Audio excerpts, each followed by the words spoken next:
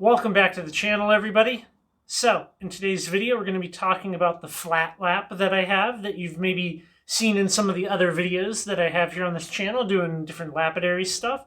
Well, I've had that Flatlap now for 6 months. I think in that amount of time, and with the number of rocks that I've polished, I've been able to come up with my own opinion on it, and I'm going to be sharing that with you here in this review video. Well, let's talk about this Flatlap. Now, if you're watching this video, I assume you probably know what the Flatlap is all about and what it's used for. But it's used for polishing rocks and making them flat. You can make cabochons. We have a series of progressively different gridded discs that you can change out on here and start it spinning, polish up your rocks, right?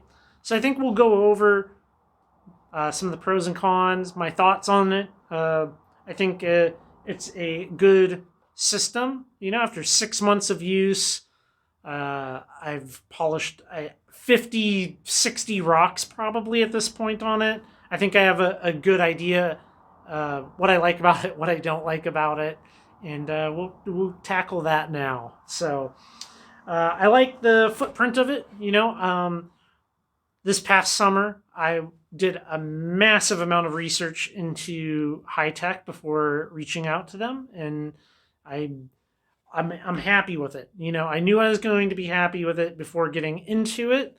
That said, there's some stuff that I don't like about it. So we'll touch on that. Basically, if you are wanting to do basic lapidary work, I think this is a great option and far cheaper than a cabbing machine. You know, it's much smaller footprint on a bench than a cabbing machine. I've made cabochons on this and they look great. I got videos all over here on this channel, me doing that, and I'll be showing my cabbing process in a future video. I think the price point on this is comparable to any other Flatlaps that are out there, and it's made in America. So those are all wins. It's pretty clean. You know, you do get a little bit of mist coming off of it. There's this like a shield here that goes around the disc, and that kind of captures like 95% of the water. And that's great. It's quiet, you know.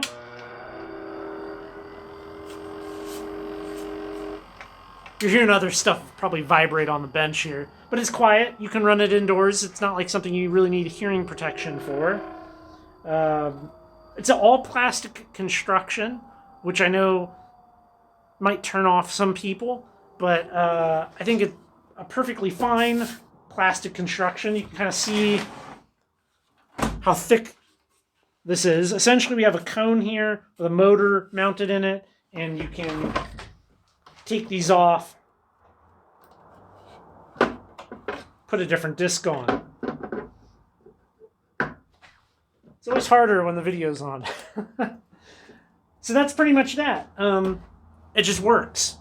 And I've tested the motor inside. You can see down here, you can see inside the motor. And I ran it for about 8 minutes. And then I went down and checked with a digital thermometer. And the motor's not getting hot at all. So I mean, you can just consistently run this thing. So those are all pros. Now, a couple of things that you might want to take into consideration with this would be, what are the rocks cut on that you're going to be polishing? Because that matters. Let me grab the whiteboard. We have 2 depictions of rocks here, right? This one being one with a perfectly straight cut through it that would come off of something like an auto feed oil slab saw like I have. We get these perfect cuts. When you take this over to the Flatlap, you can easily start at 180 grit and get a great polish. This is a little bit more of a draw, you know, I made the cut a little more wonky over here to prove a point. When you cut by hand, right, and you're going through either on a trim saw or tile saw, something like that, you're going to get this kind of wavy cut. Now, to try to take your wavy cut and flatten it takes a lot more time than this one, because you got to grind all this material down to get that flat face to be able to start going up in grits. I think the 180 is too light for that, and you should definitely pick up an 80 grit to do that if you're cutting by hand. So now I know this might be, what am I pointing for? I know this might be a little silly, but let's talk a little bit about polishing and what that actually is. When you're polishing something, you're simply removing the scratches from the previous pad. So like, if you take something and you sand it, even with wood, sand it at 80 grit, and then 125 and 220 and on and on and on up, all you're really doing is making smaller, progressively smaller scratches in the material, which appears to be polished when all is said and done, if the material can take polish. And that's what you're doing here, but on a really accelerated level. So this does come with a bunch of pads already. I have 2 additional ones. I have this 80 grit. I also have a cerium oxide pad, which I prefer for what I'm doing. And we're going to do a comparison video here in the future. Cerium oxide versus 14,000 grit, what actually functions or looks the best. So stay tuned for that. Hit the subscribe button if you like informative videos about everything rockhounding related. What else? I think we covered a lot of the pros and stuff with this. It's just a good machine, and that's that.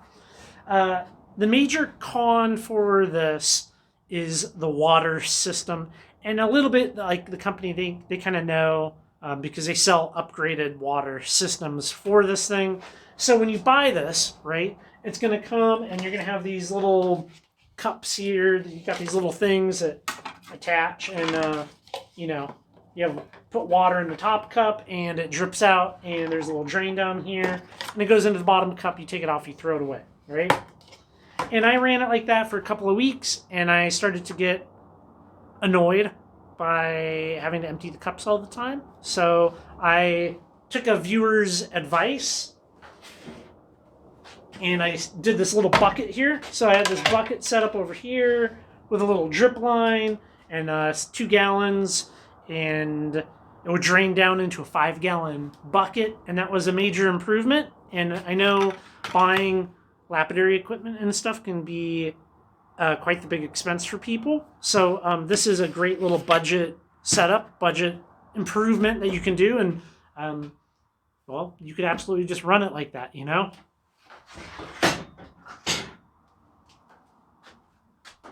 That said, you can keep improving on the water setup. And I have this little attachment here, and we just have, it's a flexible shaft with a little dripper sprayer thing, and it goes on here.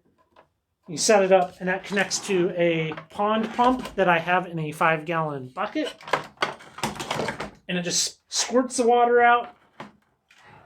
Done deal. Easy. Don't have to think about it. Add a light to the setup, and you're good. You know, got a couple different modes on that light there, and you're good.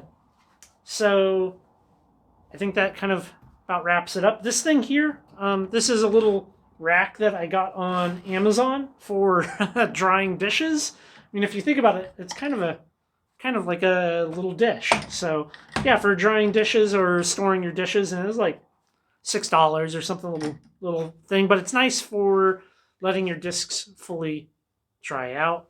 And yeah, that's that. That's my my review of the high-tech all-you-need Flatlap. And overall, I think it's worth it. I think it's if you're looking to get into lapidary, it is not the highest end equipment. It's not the lowest end equipment. It kind of fills that sweet spot of getting into it, and you know, you're not going to be disappointed, I don't think. So, as always, if you found this content to be useful, there's a thumbs up button, and there's subscribe button, and all those good things. Got a bunch of links down below, and I'll have to catch you on the next video, everybody. Hey, thank you.